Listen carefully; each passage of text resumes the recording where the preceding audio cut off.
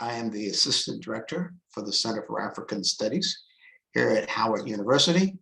The Center for African Studies is one of 10 national resource centers in the United States. We happen to be the only HBCU. Our specific goal and objective as a National Resource Center is to serve as a hub that supports and enhances African-related teaching and resources. And we attempt to do that in supporting all of the colleges, centers here at Howard University. We do that through sessions like today, where we have career talks, we have funding opportunities, both for students and for faculty. We also have networking opportunities. And actually, most of the things that you will find in terms of the resources that the center has, you'll find them on our website, which is really a tremendous resource. I encourage you to go there, but I also encourage you, if you have not signed up, to be on our mailing list. That's an excellent way for us to stay in touch with you and to make you aware of these opportunities as they come up. So again, we're going to be having this career talk with Mr. Michael Sudacasa, and he is actually going to be introduced by one of my other colleagues, but my job is to welcome you. Thank you for coming, and I hope that this is an event that gives you the inside scoop on a career specifically in internationalism. Thank you. Thank you so much, Dr. Winstead. Hello, everyone. My name is Rene Odanga. I am a graduate assistant at the Center for African Studies. I'm just going to very briefly, introduce Mr. Michael Sudacasa, who is going to be our speaker for today. I insist on it being brief because he has an impressive resume, which I shall read very briefly. So Mr. Michael Sudacasa is the CEO of Africa Business Group, a South Africa-based continentally active African economic development company. It was founded in 2005 and focuses on economic and business development consulting, agriculture, tourism, and renewable energy projects, capacity development. The group specializes in areas of private sector development, trade and investment within Africa and between Africa and the global business community. ABG is a strategic advisor to the African World Heritage Fund, an African Union and UNESCO supported body that supports 145 World Heritage sites across Africa. In January of 2020, the ABG was also appointed to serve as the country coordinator for South Africa, Eswatini, and Lesotho for the Private Financing Advisory Network, PFAN, a global network of climate and clean energy financing experts established by UNIDO and the REEP. And in April of 2020, the ABG was appointed to serve as the Southern Africa Regional Coordinator of the UNDRR Private Sector Network, ARISE. So Michael serves currently on the global board of the UN Agency for the Disaster Risk Reduction, Private Sector Alliance for Disaster Resilient Society, ARISE, as a member of the University of Michigan's Provost's Advisory Committee, and as chair of the advisory board of the African Studies Center of the University of Michigan. He also holds a degree in African history from the University of Michigan, and he serves as the chair of Impact at Africa, a continentally focused impact investment ecosystem development platform.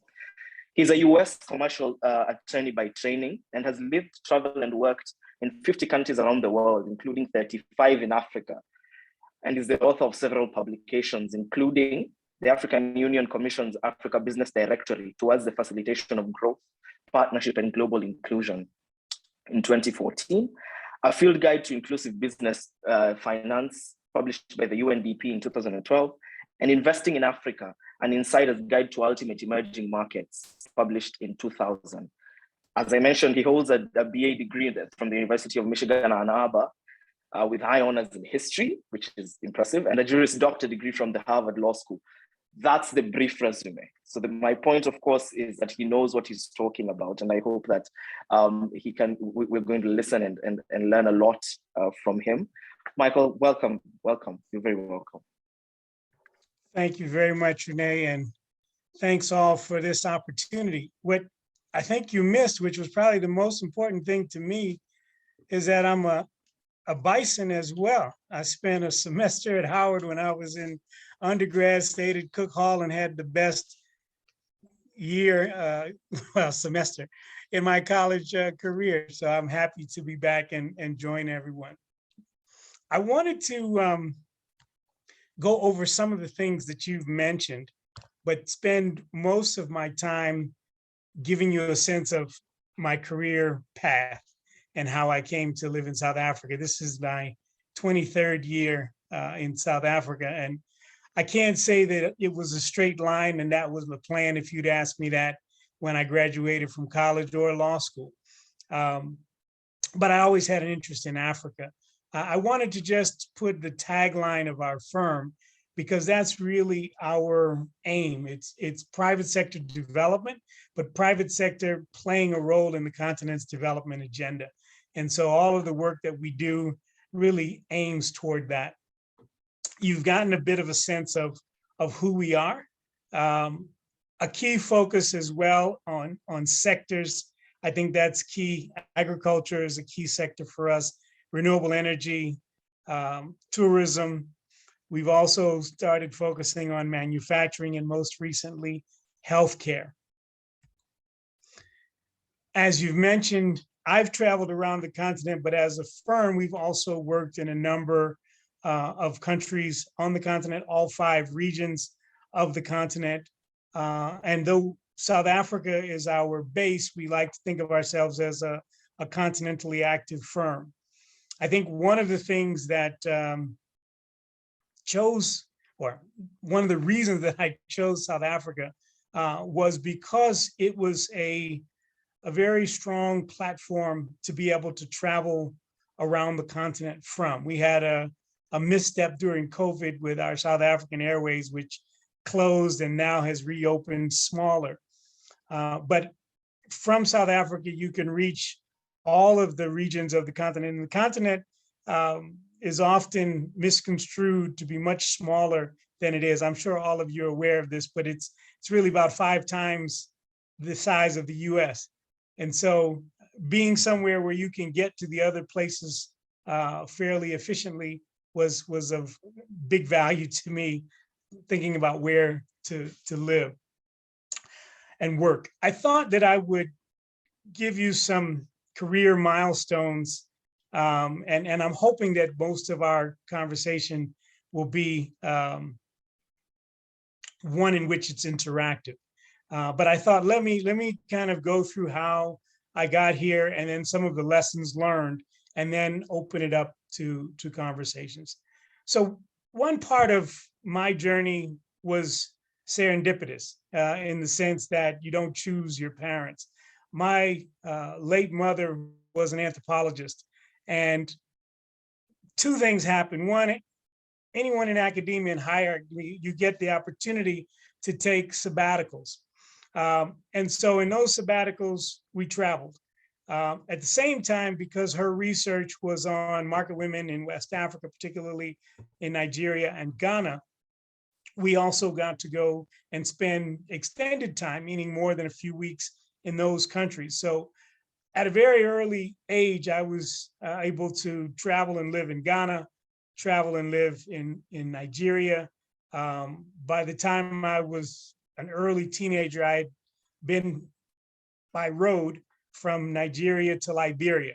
And so, knew the continent in ways that you really don't read about or definitely don't see on television.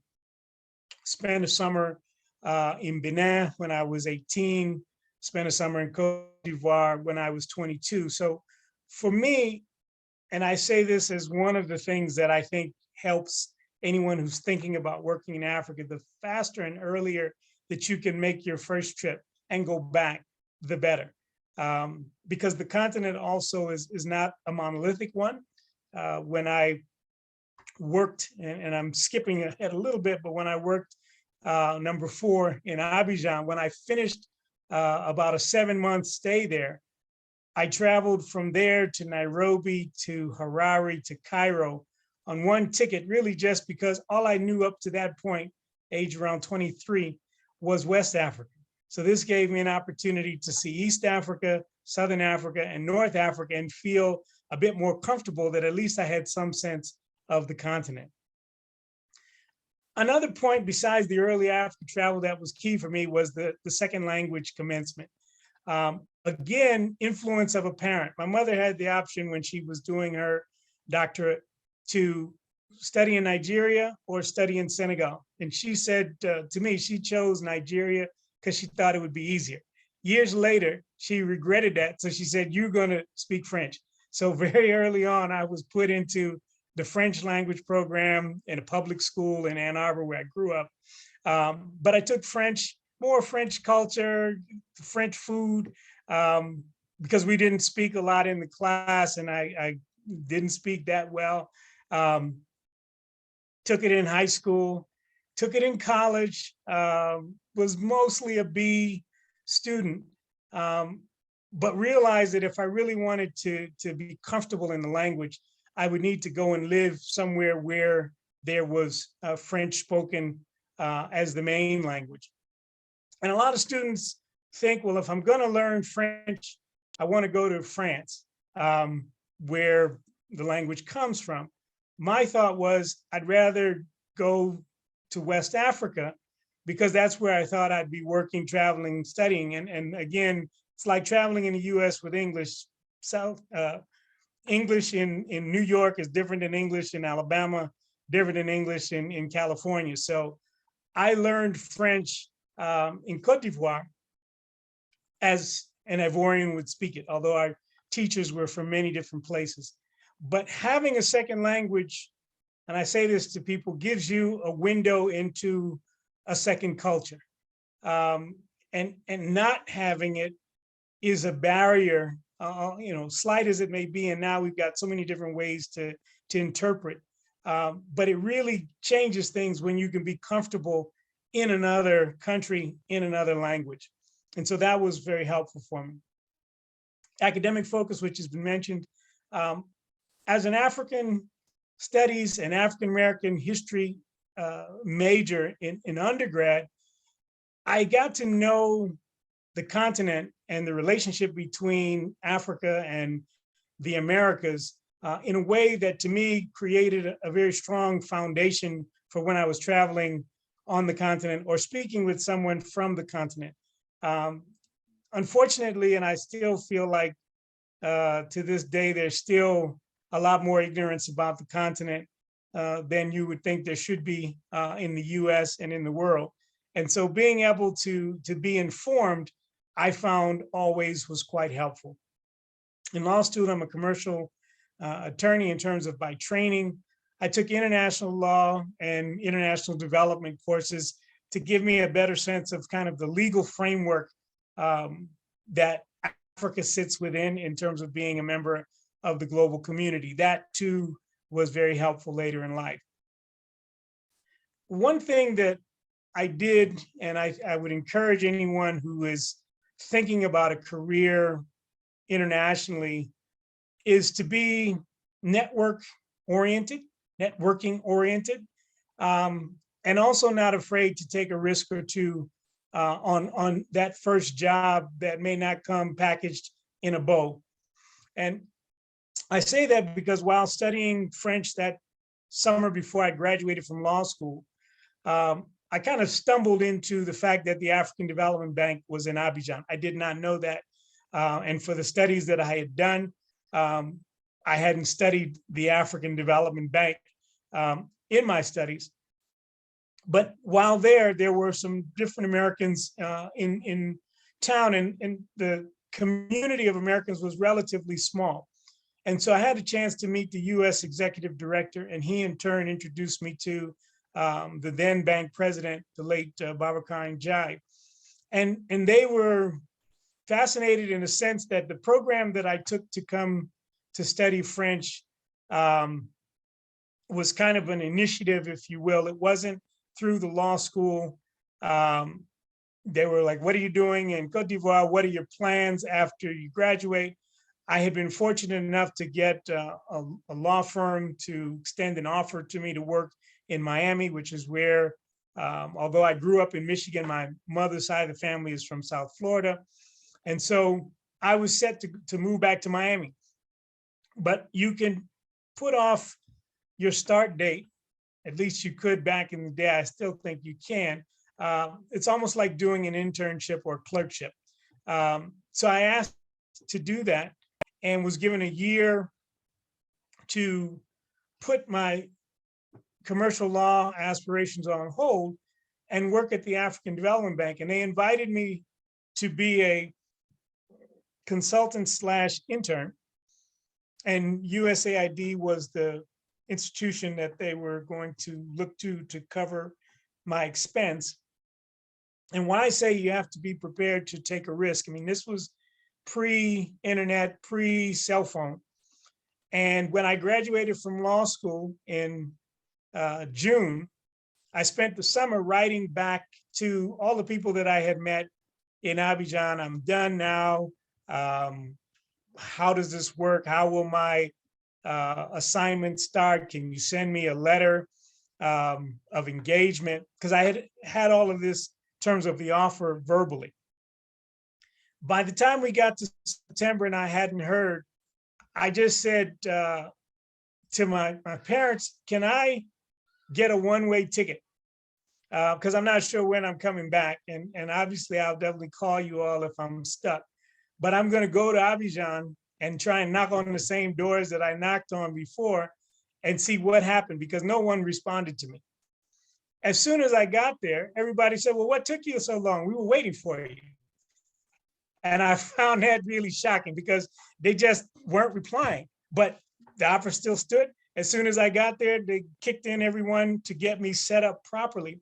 And I just say that to say that had I not decided to just take that little bit of a leap of faith, I would have never started on the journey that I started on, because it wasn't wrapped, when I got my law offer, I got a letter, got a congratulations and all of that, didn't get any of that. But I had one of the best and most influential periods in my career because it was the first time as a young professional, first time as a young adult.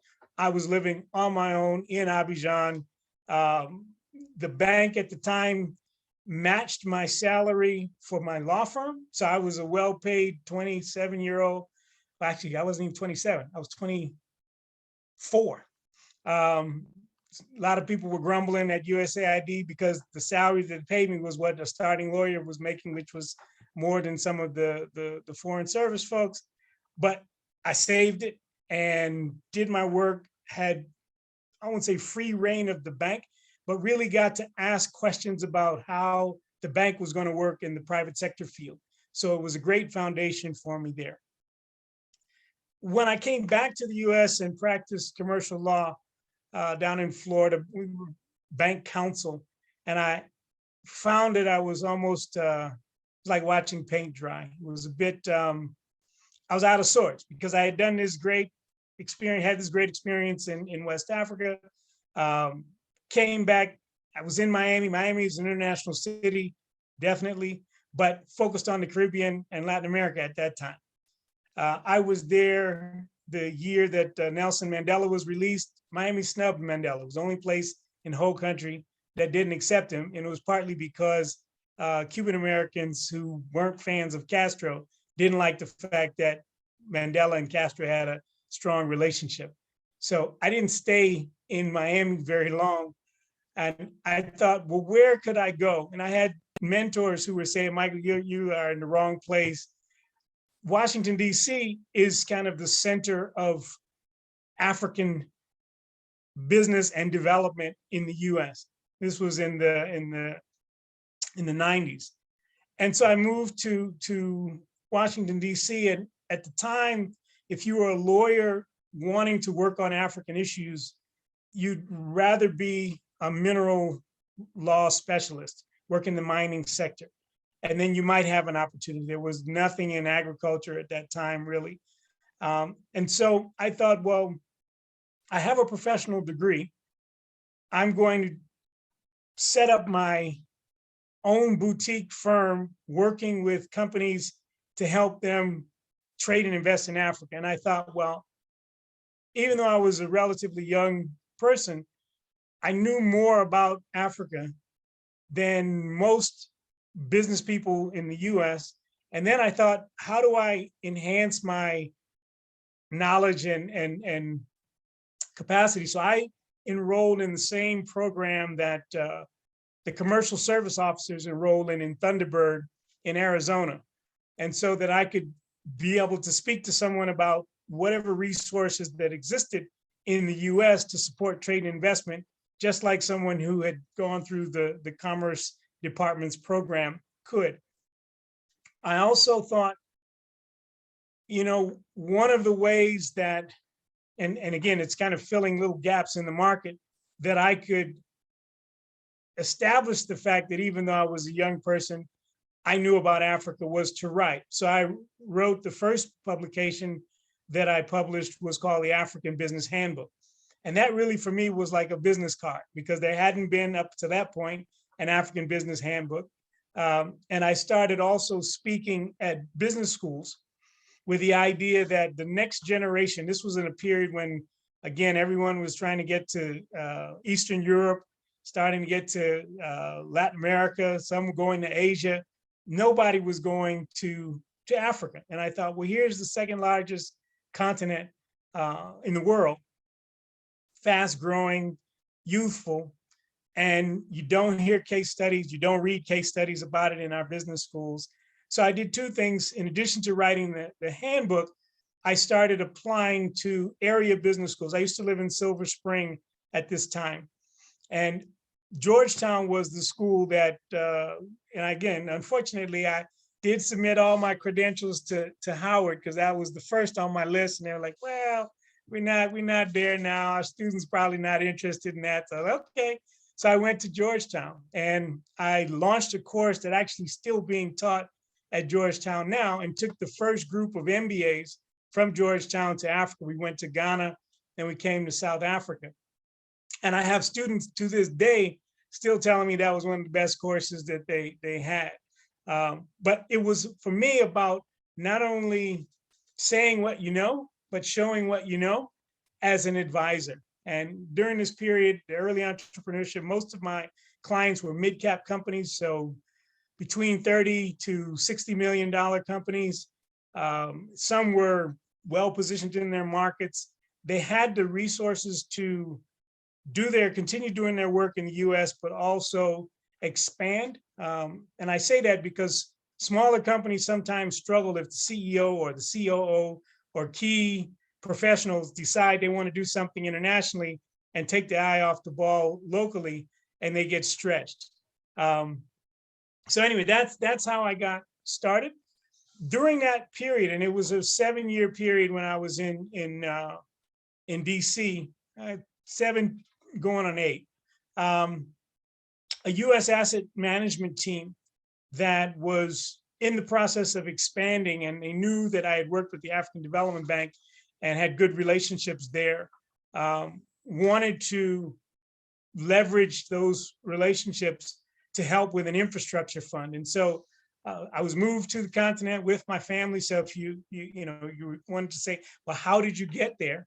That was another big step and milestone, because I think for then, and probably for now as well, I have a big family, 5 kids, and they were born within 9 years. So I came with a whole bunch of little people and a newborn that was born here.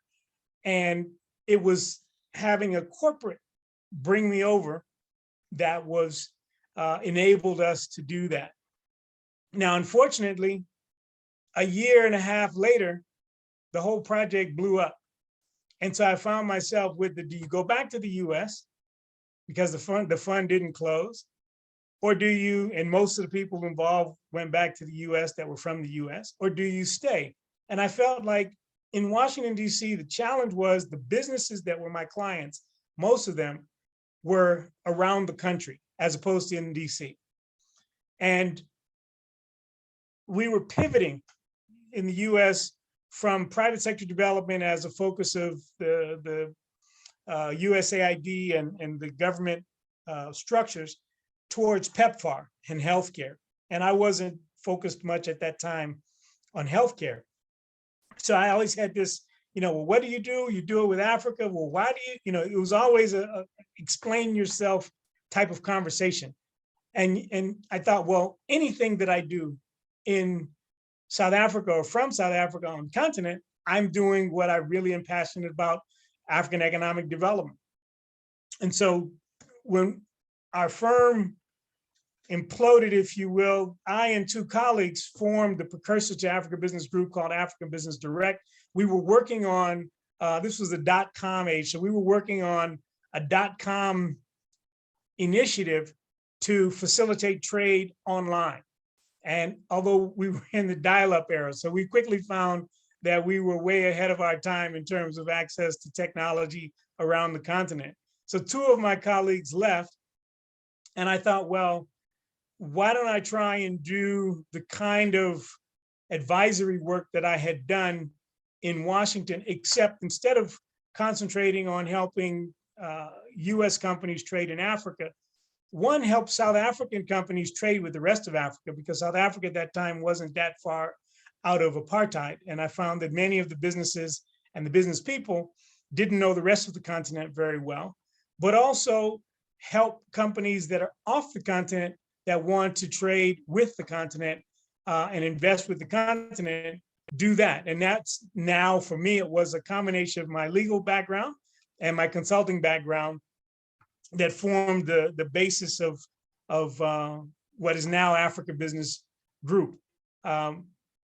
I felt like in that way, and over the years, we've worked with a number of different institutions. So I was here when NEPAD, the New Partnership for Africa's Development, which is the AU Economic Development Program, was first launched in 2003, and quickly met a number of the stakeholders there. So most of my career on the continent, we've had projects with the African Union or NEPAD, the African Union in Addis, or NEPAD, which is now the African Union Development Agency here. And I thought, well, why not focus, which is why I started with that quote about really trying to help the private sector play a greater role in the continent's development agenda. Why not have that be your niche? And because the public sector, and this is globally, but definitely on the continent, often speaks a different language than the private sector, being able to be an interlocutor and translate, if you will, governmentese into something that resonates with private companies and help private companies understand the value of working with the public sector and leveraging different programs that the public sector has, that created for me and has an opportunity for the work that we do. I want to, just keeping track of time here, talk about some of the lessons learned in the journey that I've had. I can't say it enough, traveling to the continent. And I'll say this for particularly African Americans, but even young people of African descent who might be first generation diasporans. What I found when I was in Washington, DC, is that when I spoke to, and this was often non-African persons of influence with USAID, with contractors, et cetera, if I hadn't been to Africa as much as I had, they would have said, well, just because you're Black, if you will, why are you going to Africa? It's different. You don't have the same knowledge and expertise. And I found it particularly tricky because I'm a fan of Peace Corps, but some of the folks who were, really coming at me were Peace Corps grads who had been in one village in one country for, I guess, 2 years, and that was all they knew of Africa. But they were like, hey, you don't know Africa like I know Africa. And every reference was to that one experience. And I thought, and I still think, okay, if you want to be in this space and you're of color, you've got to get to the continent early and often so that you can diffuse the, well, you don't have experience with the continent. Being bilingual, very, very important and valuable. There's something like 20 countries that are Francophone, probably a little bit more. And in West Africa and Central Africa, they're predominantly Francophone. And so if you are only an English speaker, you're kind of limited to East and Southern. And obviously Nigeria is a very big English speaking country, and Ghana, Liberia, Sierra Leone. But in terms of doing the work, because over the years, in addition to working with development institutions like USAID and GIZ, the development agency, working with UN organizations, working with private companies that have a desire to expand continentally, it helps to have the French, because otherwise you'd be limited to where you can advise people or where you can travel to comfortably. Strong writing skills and communication skills are key. I would say whether you're looking for a corporate opportunity or you're looking for an entrepreneurial opportunity, being able to express yourself, convey your vision orally and in writing are critical skills that you want to have. Internships and study abroad. At the beginning of our program, we were talking a little bit about some of the programs that Howard has that might help, whether it's for language or other study abroad. Those to me are very important and very valuable. And I was fortunate again in undergrad and in grad school to have opportunities to be abroad for part of my summer. So I would say not only interns and study abroad, but if you can do them in a summer when you have a little bit more time and time to network, that's ideal. In that space, I would also say that, and this goes back to my frequent and early travel, when I had my students who were MBAs at Georgetown, who, many of them were passionate about Africa, the biggest challenge was by the time they got to their MBA studies, they already had a certain amount of student debt. And they were thinking, you know what, I got to get a job that can allow me to start paying these bills, or I really want to get married, or I just bought a house, or I'm trying to buy a property. All of those things kind of root you or anchor you to the US. And so the earlier that you can go when you're a bit free, when I went as a law school student, I'm single, wasn't sure, I had a job opportunity to come to Florida and practice, but I kind of could have gone 3 or 4 different directions. I actually remember I interviewed for a job in Geneva, somebody that I met, they invited me for an interview. I didn't get the job, but it was my first time to go to Switzerland. Those are the times to me where it really kind of opens up your opportunities. One other thing that I found, and this was more when I was working in Washington, DC, and I was working with US companies that were part of broader groups, the decision-making for Africa was being made in Europe. And I found that interesting. And the thought was by corporate America that Europeans better understood Africa than they did because of the colonial past, et cetera. But it just meant that you could be a person of African descent trying to work directly with the continent, and you got to go through someone who's based in Europe and likely not of African descent. So that has evolved, and there are more US companies that are directly engaging with the continent, but because global companies think regionally, the Middle East and Africa are often lumped together. And so it's just keen to be aware of that. The other thing that I found through friends who were in Abidjan, who were children of foreign service workers, they were doing, not the children, but the parents were doing jobs that I didn't know existed. And I felt like in DC, there's a whole bunch of different foreign service jobs, but you really do need to network and know somebody to know how to even apply for those jobs. Because again, I'm growing up as a Midwestern kid, didn't even know those jobs existed. And I won't say they get passed on generationally, but they definitely seem to stay in a relatively tight circle. At Howard, though, you've got lots of alum who've been in these positions and a number of alum from DC. So I would just, look into that, because that's a way to get to the continent, to work in the US Foreign Service in different positions, period. The Peace Corps is an avenue for graduating university or grad students. The one thing that's why I was saying I'm a fan of Peace Corps is that there's a very strong network amongst Peace Corps grads. It's enviable, in fact. But that said, I think there's still a need for more people of African descent to undertake Peace Corps. It's often that you're working in a rural area, and not everybody is comfortable being in a rural area, taking cold showers and all of that. But it's a great experience to get one's feet on the ground for an extended period of time. I'd also say there's a growing number of African Americans and first generation diasporans who are on the continent and moving to the continent.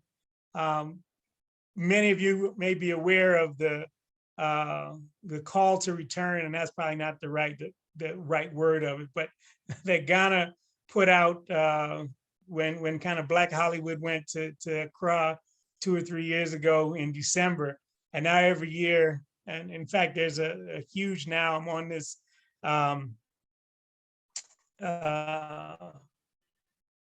network for WhatsApp that is of D9 grads who are both African American and African pledged in the US, who are now intro, because there's now many more things happening that you're aware of because of this WhatsApp group in Ghana, and every December it's a party.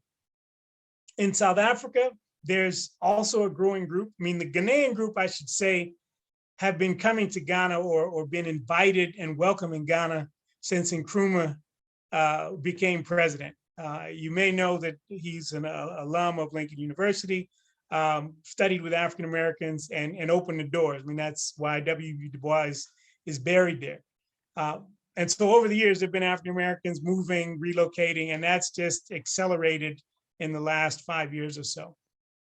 In South Africa, there was a wave. Well, first I should say, this is one of the countries that, at least for African Americans, it's one of the earliest countries where African Americans have come, and arguably has an institution that is the oldest on the continent that's African American, which is the AME Church. And so you've had African Americans coming to South Africa since the early 1900s. But there was a wave that came just after President Mandela was released from prison in the early 1990s. And magazines like Ebony featured different people who've moved here. There were different videos done. And then some of them went back to the US. And when we have our Q&A, I'll talk about the challenges of being on the continent in any country, and I'll talk about them here in South Africa. But there's a growing number of people who actually just come to South Africa. You can come to South Africa for 3 months. You don't need a work permit. You can just come. So there's people who kind of come, try and figure it out, get the right paperwork to stay longer. Some have come and married. Some have come through the Foreign Service and stayed. Some have come through corporate positions and stayed, not dissimilar to myself. But there's a community here, and we also have a WhatsApp group called Global Diaspora Connect. With Kenya, there's a smaller group, but again, similar paths that take people there. And then there's African Americans across the continent in smaller pockets, Nigeria, Liberia. Then there's also a generation of diasporans on the continent who really, to me, are bi-coastal. If you study the business side of what's going on the continent, there's a growing number of fintech investments that are taking place. A lot of them are in Nigeria, but Nigeria, Kenya, Nairobi, to a slightly lesser extent, but equally vibrant startup ecosystem exists here in South Africa. And you're having the children of Africans who went to study in the US or have emigrated to the US, let's say in the 70s, some maybe even the 80s.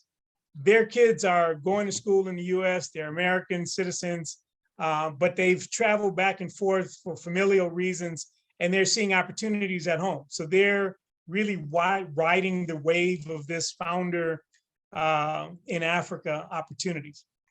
There's also a growing number of diaspora networks that in the US that promote career and business opportunities. ADN out in California is one that I'm familiar with, but I know that there's a number of them. So if you are, again, a diasporan first generation, and you're trying to think, well, how do I do something back home or on the continent, even outside of my home country?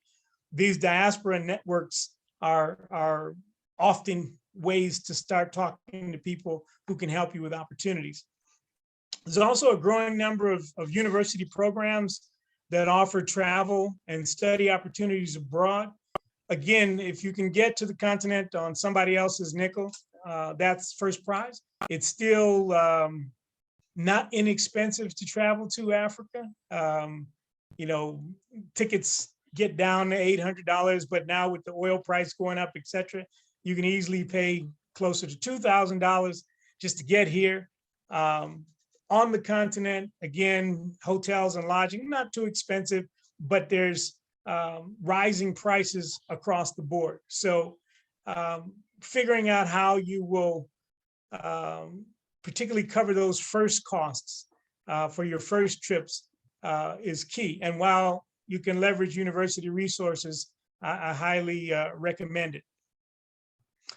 Networking in the US is also possible, meaning getting hired in the US to come to take a job on the continent. I say it may take longer because there, most likely you're in a corporate position or possibly in a foreign service position. Sometimes in the foreign service, once you just get right in, you're posted places. So that gives you an opportunity. But in the corporate world, you kind of have to earn your stripes, and then you get on a track where you say, okay, yeah, I'll do something internationally. Sometimes you have a choice, sometimes you don't. But institutions like the Corporate Council on Africa, the US Chamber are two institutions where you can meet companies, you can find out which companies that you may know of are doing things in Africa, which you might not have known of. Also, the embassies, which are in DC, are also networking places because they're also having receptions and gatherings. Again, not often that you'll see, let's say, an undergrad at one of these, but if you have a professor who goes to these things and you can make it known that you're interested, it's a way to learn a bit more about a country that might be of interest to you. And you can start trying to figure out, how can I get to that country? The last thing that I'll say that I actually didn't put up here, but I've mentioned this in conversations with organizations in the US that I still engage with, like corporate, like CFA, Constituency for Africa, is that there has never been a greater number of, and Ali Mazrui, the late Ali Mazrui was a mentor, and he talked about African Americans and American Africans. And the American Africans, he was saying, were Africans who've emigrated to the US. The community of Africans who've emigrated to the US is larger now than it's ever been. And why is that a value if you're African American? Is that people that you know or that are right there with you in the US can often open doors in their home countries. And sometimes I marvel, because people still do it, is, you know, your neighbor's from Ghana, but you'd be like, I'm going to Ghana, and you don't talk to the neighbor at all about the fact that you're going to Ghana. You're just going, and you're going to be, you know, a Ghana specialist, when you could have asked your neighbor, you know, well, are there any places that you think I should go? because the networks I find are a lot smaller than one thinks. And, I used to think it's a kind of a degree of separation. It's like 1/6 of a degree of separation, period. And the serendipity of how I've met people, different places around the world that know somebody that I know, always, I marvel at it. I'm not surprised anymore. But the networking part that I mentioned early on, I think is very important and valuable as you go along. And always, I guess, I would say lastly, I talked about writing skills and communication skills. So I journaled when I was in law school. And when I had ideas, I'd put them down on paper. And I still believe that helps you manifest the things in life that you want to do, putting them on paper. So moving them from a dream or an idea to, hey, how could I possibly do this? And you'd be surprised at the opportunities that unfold for you. I'll stop there. And I hope that some of the things that I've mentioned have resonated or been found to be helpful. Over to you, I guess, Renee. Thank you so much. That was a brilliant presentation. Because I have the honor of starting out with the Q&A. Perhaps that means I'm assured that my question will be answered. I'll ask something that will touch on a lot of what you said, but I hope you can also, because you'd mentioned that you were interested in speaking about it during the Q&A. So something about the challenges of being, either an American or from the African diaspora and then moving back to Africa and the challenges that come with that. So my question specifically had to do with the concept of cultural sensitivity and intercultural interplay that goes that goes with moving back to the continent, working in the continent as someone who was either not born in on the continent or not raised on the continent, but who claims a certain degree of Africanness, as Ali Mazrui would explain in his concept of triple heritages and so on. Let's not get into that. My question specifically is, I'd just like you to talk a bit more about what it means to gain a certain degree of emotional intelligence or intercultural and cultural sensitivity, working on the continent, especially in a place where that is viewed to have a higher degree of appreciation for cultural sensitivity, perhaps more than others. Of course, something as simple as hard skills that come with a degree is something that I don't think Howard students are worried about. But there's the soft skills that come with knowing the culture of a place that can be acquired either through language acquisition or so on. Could you speak to how that is attainable and why that should be a thing that someone should look forward to getting? Sure. I think that's a very savvy question, and I think you've put it quite delicately, because often African Americans or American Africans who've been born and raised in the US come to the continent with perceptions about the continent that don't match the reality of the continent. And it can be a very awkward, clumsy, and sometimes just a negative engagement between Africans on the continent and diasporans, well-meaning in many instances. And I'll go back to this point of early travel. And why am I saying early travel? When if you can get to the core, you can make mistakes of emotional quotient, standpoint that are differently appreciated than when you're, let's say you're 35. When you're an adult and you should know better, when you make some of these mistakes, you get pushback. When you're a young person and you say something and, oh, I didn't know, people will let you slide. Oh, you just got here, you're learning. Also, at the same time, you're not set in your ways. You kind of are open to kind of absorb the continent. That's a key thing to me, because sometimes, if I wear a bubu or an agbada or a dashiki somewhere on the continent, I can just blend in. I'm camouflaged.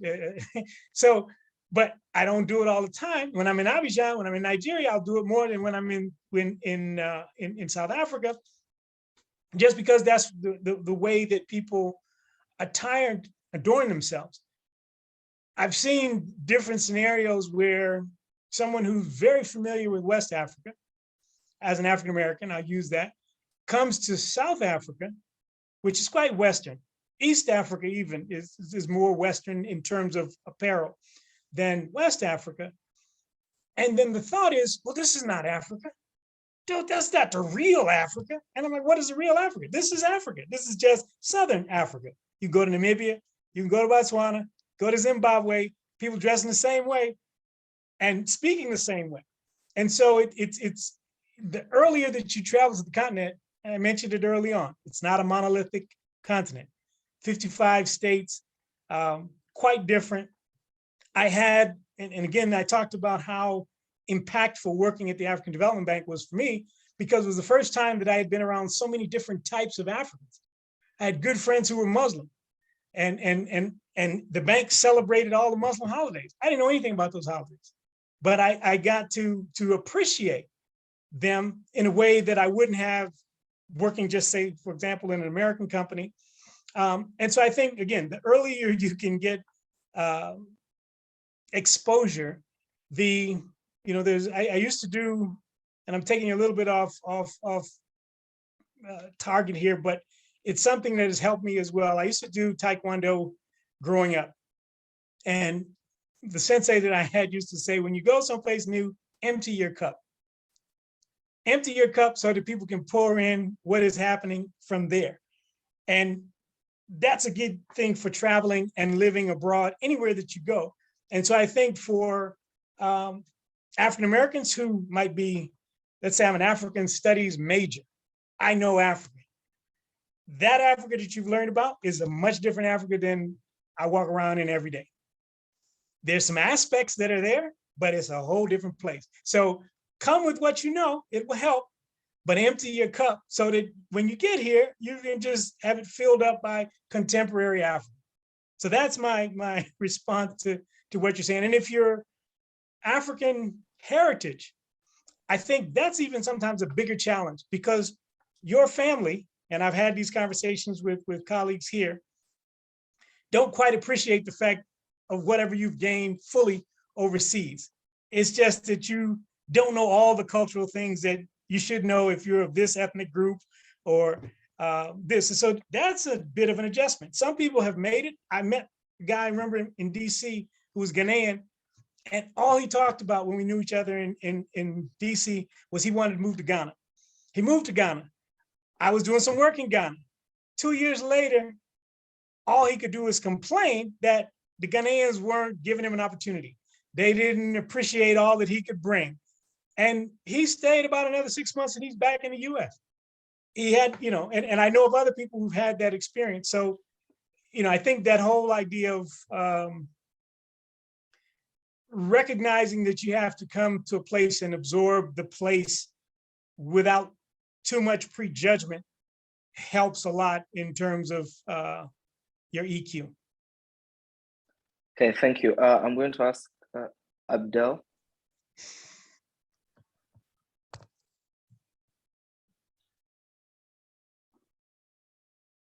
Okay. So thank you very much, Rene. And also thank you, Mr. Sudakasa. Did I say it right? Yes, you did. Okay, thank you for your presentation. You said a lot of things that were very helpful for people like us. Because me, in my specific situation, I was born and raised in Cameroon, in French Cameroon. And I came here when I was 25. But my dream was always to learn more about whatever I can learn, to go back to the continent and share my experience. So now I'm a student in African Studies, a PhD student in African Studies, so second year. But when you were talking about, going back and all the channels or maybe the opportunities that we have, I was a little kind of, asking myself in my specific situation where you have, I already passed that age where you can freely go like that and just, walk around without leaving a family behind you. I have a kid, I have women, and I also, have a mortgage. So now thinking about that, what would you advise me to do? I don't know if it's prior graduating or after graduating, given the fact that, I'm already challenged with the program since I work full time to keep my family kind of steady. But what would you advise us to do for people like me, for someone like me, where I really want to go back to the continent? I want to be done with my degree and go back and have a position here and there, but I became a naturalized US citizen. So if I have to go, I'm going as a US citizen, but with a specific love for the continent. So that was my dream when I joined the program in African Studies. So now I really want to know, in my specific case, what would be the options that you will maybe advise me to take, given the challenge, the financial challenges that I have, family challenges that I have. But for my wife, she's okay with me if I find something in Africa. She loves the continent too. She's from Africa. She wants to go too. But now it's not just about loving and wanting to go. It's about what you leave behind you and what you're going to find where you're going and everything else. So I don't know if my question was, it's a clear question, and it's a good question. So also, just because I feel some, I'm a flash fellow. I am learning Swahili. I speak French, and I'm still working on my English. So that's what I can tell. Thank you.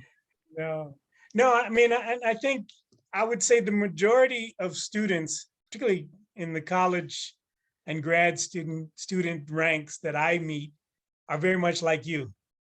I do spend some time speaking to, high school students, and have a good friend who was a middle school principal, had a chance to speak to much younger kids. I would say this, and this is one of the benefits of academia, and for everyone on the call, really.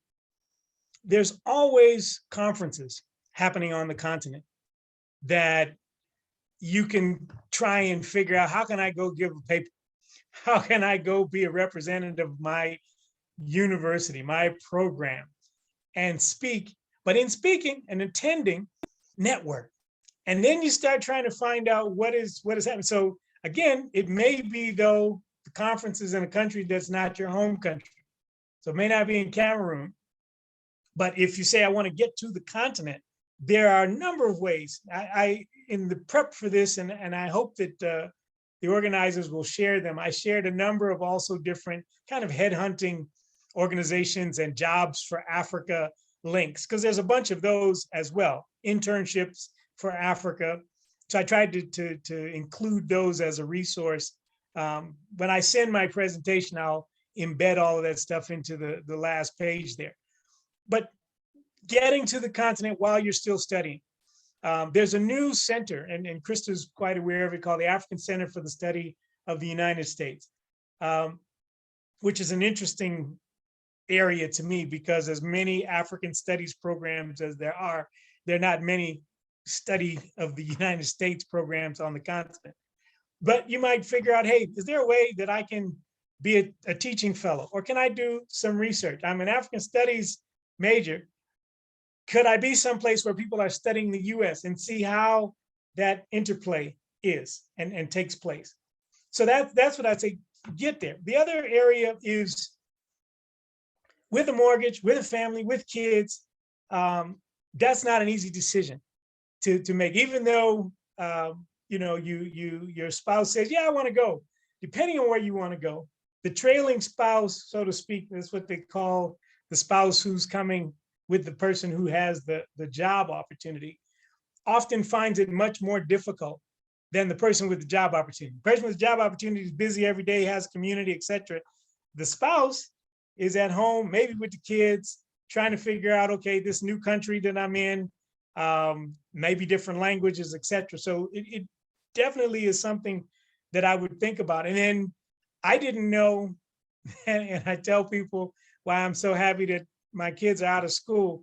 I went to public school, and I had in my mind that there's some great public school that I'll find in South Africa. In the post-apartheid South Africa, a good school, quote unquote, that someone who's an expat can go to, you pay for. And so all of a sudden, all my 5 kids are now I got school fees for them. And that was, those were the heavy years when all kids were in school and like, Daddy, we need this for school. We need a uniform. And so if you're bringing your kids over or your child and others, you have to think about the education opportunities that they will find. Now, some institutions like African Development Bank will pay for your children all through, I think, college. So depending upon the opportunity, there's some great jobs on the continent that you can find. But I would, again, I'd write it down. I want to be on the continent. Give yourself a deadline, next 5 years. And you start talking to people about it. You start writing about it. You'll get there. Thank you. Thank you very much. Kelvin, feel free to unmute yourself.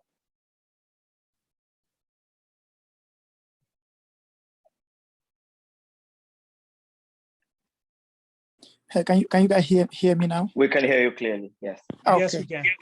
Okay. Thank you so very much for this opportunity. I think I logged in a little bit late, but I'm glad I'm here. I love what has been shared. So just like Abdel, my Cameroonian brother, I'm from Cameroon, from the English part of the country.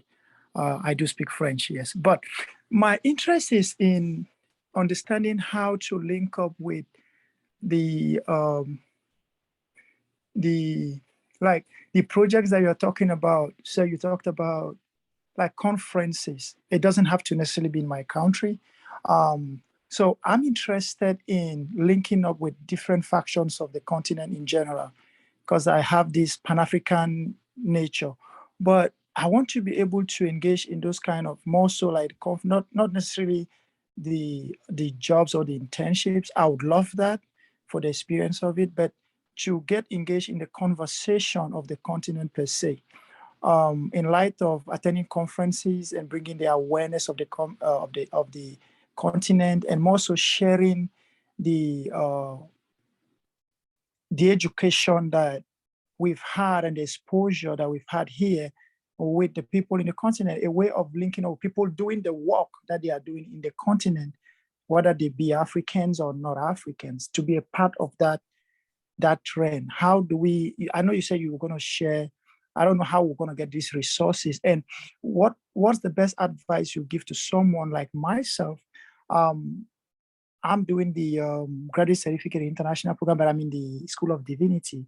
So my interest is geared more towards Africa. Like Abdel said, I want to go back when I'm done with my schooling here in the state and be able to take part in the development of the continent. I am not married. I don't have no kids.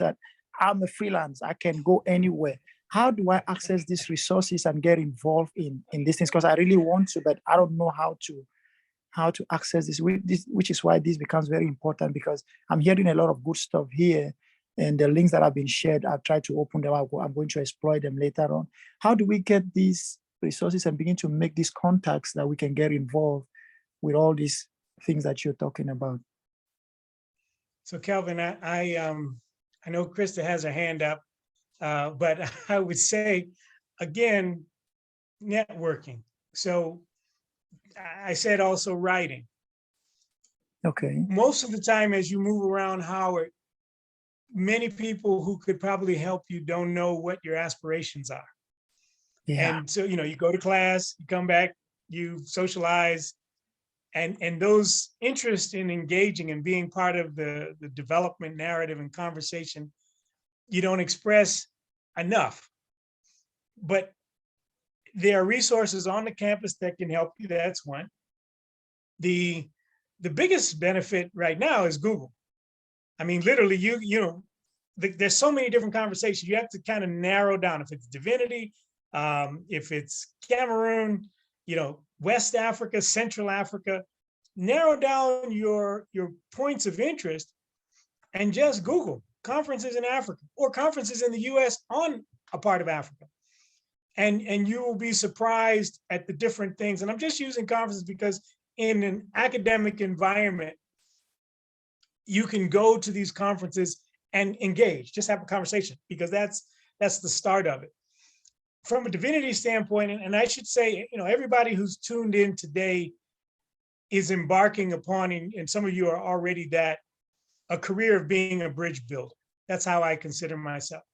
I spent the first part of my life building a bridge from the US toward Africa. I've spent the last 20-some years building a bridge from the continent back to the US. But I'm at home equally on both sides of the pond, as I like to call it.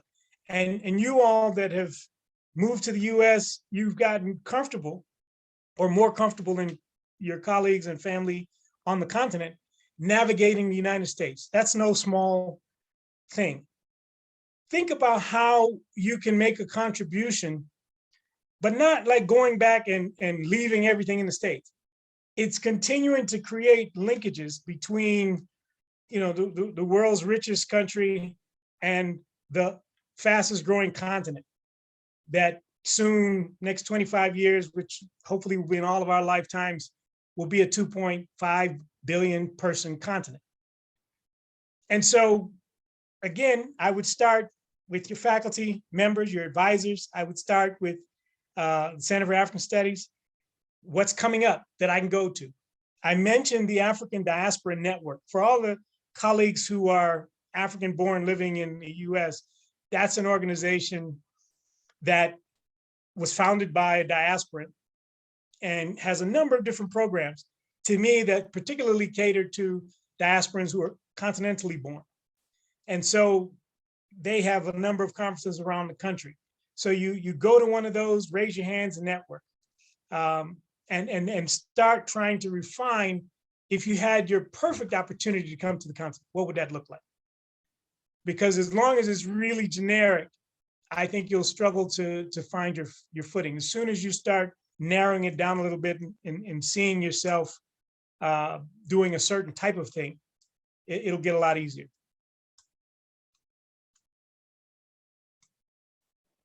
Daquan, your hand is up. And then Dr. Johnson. Thank you, Renee. Sorry, Dr. Johnson, really quickly. Mr. Sudakasa, I'm also a PhD student in African Studies program here at Howard, but I'm literally wearing my journalist hat today, so I'm not thinking in that capacity. Thank you for your presentation. I took a lot of notes. I wanted to know, we are privy to a lot of information about the continent, and you shared a lot of good anecdotes. Often Americans, particularly Black Americans, as well as diaspora Africans, are unaware about the potential of Africa. Individuals like yourself who work in a profession often have to argue for the relevance of Africa. You mentioned your Peace Corps experience, again, having a unique cultural experience relating to Black professionals in Africa. I wanted to know, in your opinion, can you share your thoughts for a student, a non-student, one who's interested in Africa, or one who only understands Africa through the lens of Western paradigms without going into depth? Why is Africa relevant to you, and why will it remain relevant in the future? Well, one thing, Daquan, I just want to make sure so that no one in the Peace Corps says that I'm appropriating.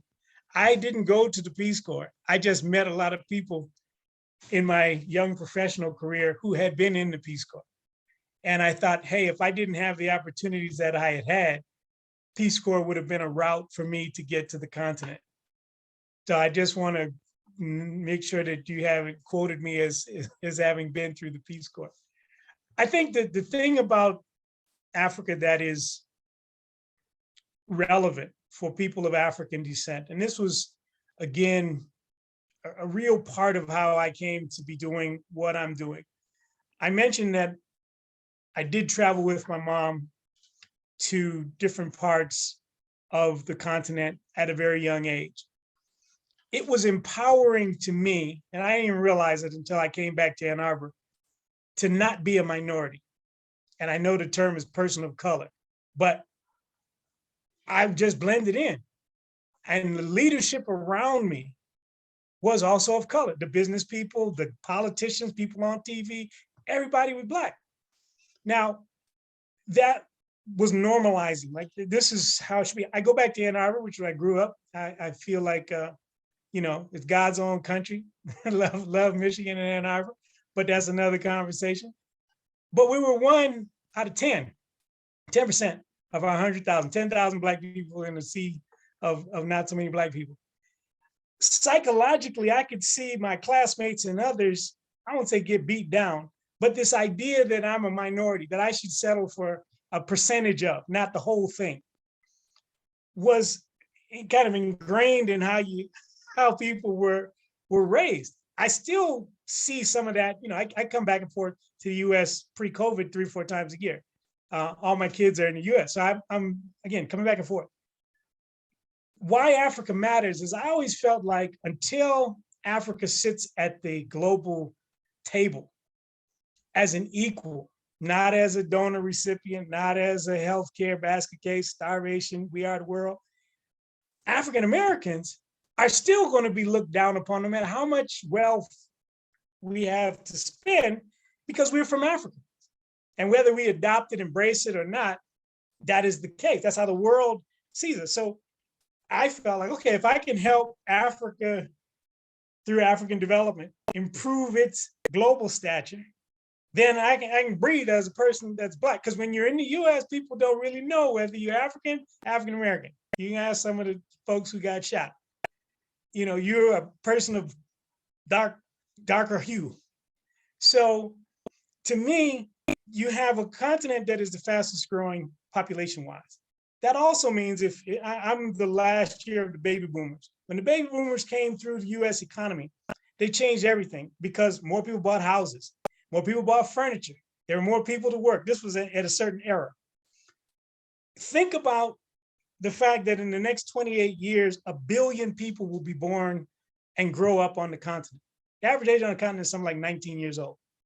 But think about all the things that they need. So the continent, from an economic standpoint, is a hugely wealthy place that we don't really talk about, let alone the minerals and things that people know, the petroleum and all of those things. Agriculture, 1/4 of the world's arable land is on the continent. So there's, for me, tremendous, and I stopped fighting that war that you talk about, kind of having to justify Africa to every other person, because I just was like, I'm not gonna win that one. I don't have enough time to spend defending Africa. The thing is, when you're in the US and you do anything with Africa or you're from Africa, you spend a lot of time defending the continent, because people, well-meaning, humorously, like Eddie Murphy, will make Coming to America too. And you're like, come on, Eddie, you could have done better than that.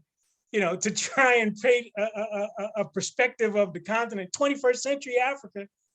And this is, okay, maybe there is still traditional attire, et cetera, but Eddie folks don't roll like that. And you do a disservice almost to portray us like that on global television, in the movies. So for me, it's really about encouraging people to travel so they see for themselves. What I like and love really about the Netflix and the streaming community now is they're starting to put so many more media productions made on the continent into the different bouquets.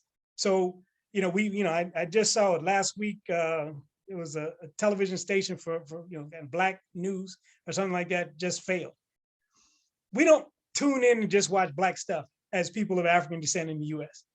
But if we can get Black stories into global media, more people will just be acclimated and acculturated to the continent.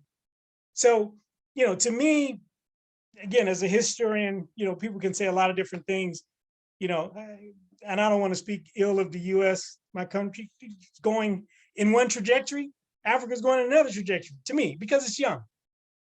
And I appreciate trying to play a role in that. And I see everybody on this call could play a role in that, but there's still that need for the bridge building, because there's still kind of an inextricably boundness of African Americans, folks on the Caribbean, and the continent. And that's a sweet spot to me for one to be in. So again, you try and invite people, I'll say musicians and artists coming to the continent helps glamorize it a little bit. You see Jay-Z somewhere, Beyonce somewhere, you're like, oh, I could do that. I could go there. It's cool now. And that kind of takes some of the edge off of the Tarzan movies that you might see. But that Tarzan piece is heavy, because people will tell you it's probably more like that than it is like if I show you a picture of downtown Santa. And that's just what we're dealing with. Thank you. I guess I'll ask my question. I'm going to be brief because I hope, Renee, you probably, I'm sure you started off with a couple of other questions, but let me just ask, can I ask 2 questions, Michael? And we'll probably have a longer conversation out offline, but I just wanted to at least start the conversation or just ask the question here, because we actually have a couple of faculty on the call as well. So, I mean, my first question was, what would be your suggestions in terms of what are the kinds of programming or the kinds of courses, the kinds of, you, when was this? About 20 years ago, probably, went to Georgetown School of Business and developed an innovative course. What are the innovations that we really need to start, kind of introducing in our curriculum now that are going to better prepare our students to really take advantage of opportunities that you see that are emerging on the continent? And I'll say, I mean, obviously your area, this is supposed to be around the private sector. We have some business students I know on the call and business faculty, and we've already started to try and, make these kind of collaborations, but just from someone who's on the ground, right? And I think I've already mentioned to you, that we have the largest African languages program in the United States, right? We have 800 students studying African languages, and we're looking to even innovate that. Where in this new grant application, we talked about, developing courses that were specifically targeted towards the professional schools. So like Zulu for business or Swahili for, communications. But I'm curious that, from where you stand, what are the kind of innovations that especially an institution like Howard should be thinking about? Because we're faculty, we tend to be a little bit, we teach our courses in a certain way, but start off, because I think I want to probably have a longer, I want to have a longer conversation with you, but maybe you just even have some ideas now just to throw out there and kind of tickle me with, so that I can, come back to you and be like, I really want to talk about that idea. Yeah. No, well, I appreciate your sharing with me that there are some students and faculty from the business faculty that have joined, because I still feel like, and I said it to the Georgetown folks, but I could say it to George Mason, I could say it to Howard, I could say it to American University. DC is the center in the US of the African oriented, from a study and kind of from the US government standpoint of engagement universe.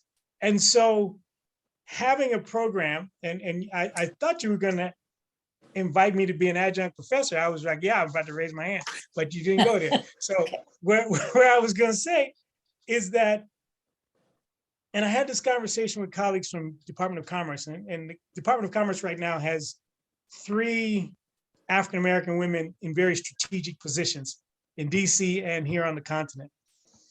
And we were talking just before the holidays, the Christmas holidays, about how to get, leveraging their being in those positions, more African-American companies to do business on the continent.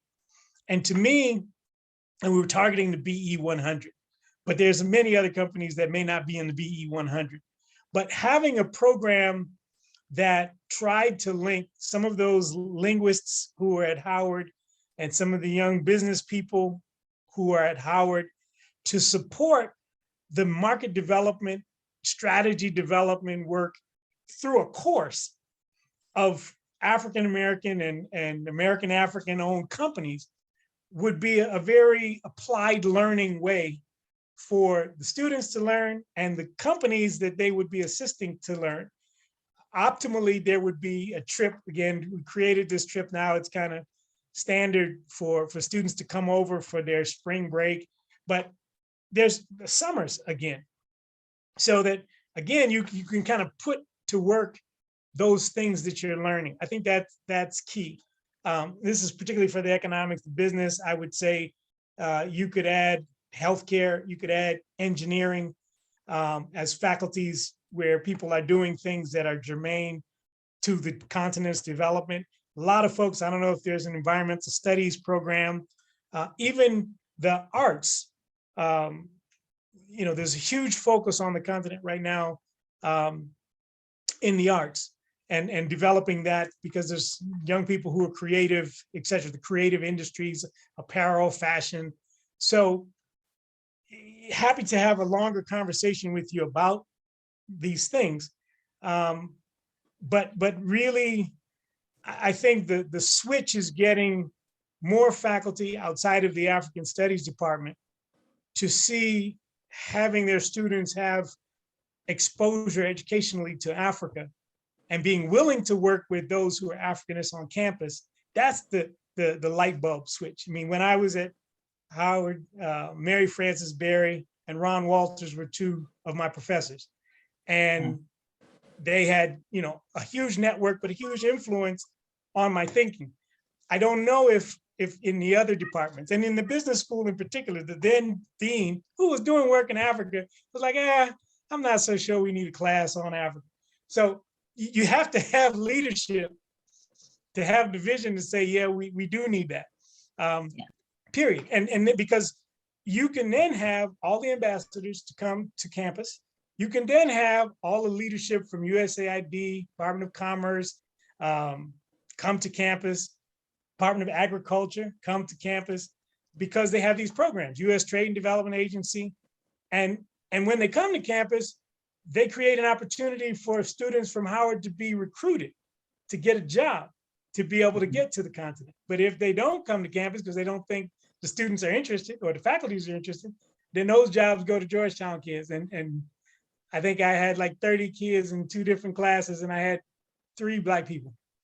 I was like, okay, that's what it is. We work with Michigan now.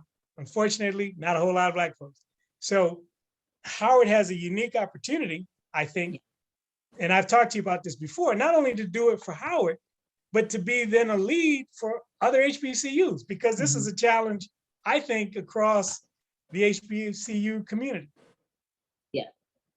No, indeed. We'll talk more offline. I don't want to dominate the conversation. Let me turn it back over to Renee. Actually, I might throw it back to you, Dr. Johnson, although I know you were not planning on talking, because we've come to the end. It is slated to end at 1:30. Really, we're a bit over time at 1:20. So thank you very much, Mr. Sudakasa. He will send his slide with a couple of links attached to it, and if you'd also like to be in touch with the people present, his contact information, and then we'll send that back out to everybody who's attended today. I think it was a great chat. Thank you very much for coming and for sharing your insights. But to close off, I'll hand it back to the Director of the Center for African Studies, Dr. Krista Johnson. Oh, great. Well, and Kelvin, I'm sorry we couldn't get to your last question, but I didn't want to, I hope we will send out all the resources. Michael is just a wonderful resource, and I want to thank you very much for taking time to come and speak to this group of students. I think your firsthand experience and your firsthand, information in terms of what's going on the ground and how to really kind of, make these networks. Networking, I think, is really absolutely key. So I'm hopeful, and I know that we will be in touch. I'll be in touch very soon so that we can do hopefully some follow-up things. But I think this definitely gets us started. Hopefully it's, kind of continues to, I guess, light the, kind of fire in people's, eyes to really kind of make a plan. I think your story is, also just illuminates that in some ways you have to kind of put yourself out there. It's not the road that you necessarily expected, but it ends up being the road which is appropriate for you. So I really want to thank you for coming. I think this is hopefully the first of really hopefully a couple of conversations. And yes, Okay, I'll take you up on that adjunct professor position. Don't worry. We will do that and more. Now that you have expressed your availability, we'll take you up on that and more. So, I mean, I think you're absolutely right. There's just so much that we can do. My other question was going to be with regards to AFCFTA and the opportunities that you see under that. So, I mean, part 2 hopefully will come maybe in the fall. We'll reconvene again and just kind of talk about more concrete steps and maybe start kind of putting those things into action. But thanks very much for spending a little bit of your afternoon with us, Michael. And we really appreciate having you all. And I want to thank all the students for turning up. And I hope that you found it useful information. Continue to subscribe to our newsletter so that you get all of the firsthand accounts of what's coming up next and resources that we have for you all. So thanks, everybody. Have a good afternoon. Oh yes, Michael, you close us out, please, Michael. It's like trying to give a baby candy and pulling it back when you mention AFTA on the last 30 seconds of the conversation. But what I wanted to say was, because of the access that Howard has to the AFTA folks, when I was working in DC and working with US companies and encouraging them to do business in Africa, what I found is that when you get outside the Beltway, your access to information shrinks significantly. And so if Howard students who were in business or studying African studies decided to write something like AFTA in plain English and disseminate that to business, particularly Black business networks, you'll be surprised at the positive things that can come out of that. Because in DC, I know, the director has been to a number of different presentations. I was like, he seems like he's living in DC now. But I've seen him 3 times. Outside of DC, where the businesses are, I don't think he's traveling as widely. And so there's a role that you can position yourselves at Howard to help the rest of business America, and particularly Black business America, to understand, which is really kind of a groundbreaking policy framework for intra-Africa trade that is now being developed. So I just wanted to close with that, and happy to talk about that on another time that we speak. And thanks for having me. Thank you. Thank you very much. I really appreciate it, everyone. Have a good afternoon. Good afternoon. Bye-bye.